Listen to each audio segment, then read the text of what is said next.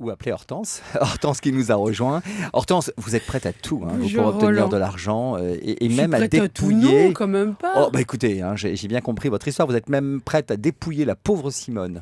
Allez, Bah, vous allez avouer ce que vous avez fait. Oui, parce que moi, je suis toujours un petit peu à court d'argent. Alors, je me suis dit grenier, vite grenier, pourquoi pas en revendant les vieux trucs des autres. Surtout ça peut se chiffrer en centaines de centimes. Donc, je suis allée chez ma mère pour vider son grenier. Elle adore entasser les vieilleries. C'est Bah, donc elle, Simone. Oui, c'est qu'elle s'est défendue. Elle voulait rien donner, elle voulait rien lâcher. Bah, vous Une lui avez vraie déjà petite piqué tigresse, ses la dents mamie. d'or, Bah la oui. pauvre. Ben, Ouais. on a fini par l'attacher. Donc après avoir entassé toute la marchandise dans des grands sacs Tati, je suis équipée. On a bourré le kangou. L'utilitaire est pratique pour ce genre de déplacement. Alors le lendemain, 5h du mat, debout au son du clairon. C'est que le vide-grenier, c'est pas de la rigolade, ça a des règles, parce que moi j'en ai fait des vide-greniers. Et depuis un certain temps, alors maintenant c'est la mode, mais moi j'ai toujours été en avance sur mon temps. D'ailleurs, pour moi, vous voyez Roland, là maintenant c'est déjà le week-end, alors c'est pour vous dire.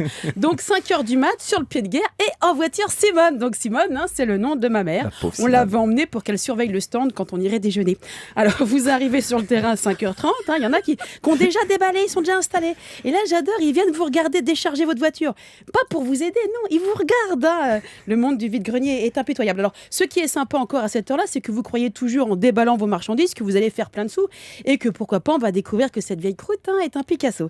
Bon, c'est comme au loto, on peut toujours y croire. Enfin là, avec moi, les seuls qui se sont fait des sous, c'est Pauline, ma fille, qui vend tous ses jouets, et la camionnette à frites et à churros. Alors donc 3 heures et 5 litres de café plus tard, vous vous êtes fait un joli stand avec une table encollée et une paire de draps, et vous n'avez toujours rien vendu, parce qu'en plus, même pour 2 euros, les gens négocient, sont de plus en plus regardants. Alors moi, je suis restée debout pendant 18 heures à jouer à la marchande, pour apprendre à mes dépens que plus personne ne possède de magnétoscope. Alors les 25 kilos de cassettes c'est ballot, vidéo... ça. Sauf Simone. Vous auriez elle a dû plus nous rien, appeler. Simone, Vous la auriez dû pauvre. nous appeler.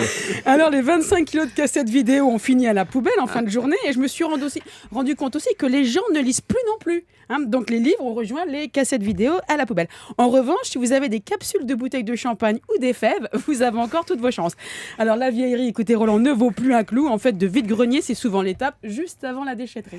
Isabelle, la vieillerie ne faut plus un clou, vous confirmez?